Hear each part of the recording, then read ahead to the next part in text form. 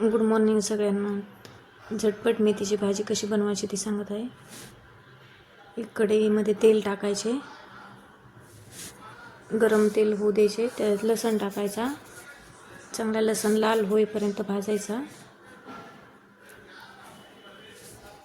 त्याला थोडे हलवायचे. मेथी स्वच्छ धुवून त्याच्यामध्ये टाकायची. टाकल्याच्या नंतर त्याला थोडं हलवायचं.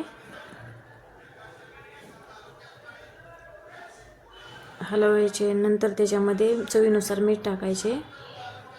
त्याच्यामध्ये डाळ टाकायची, डाळ कोणतीही टाकू शकता तुम्ही. परत हलवायचे.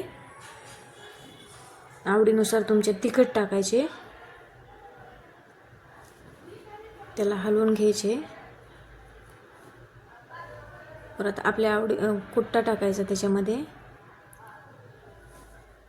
त्याला हलवून घ्यायचे. थोडेसे पाणी टाकून त्याला थोडा वेळ शिजू द्यायचे. चला तर मंडळी, आपली भाजी तयार आहे.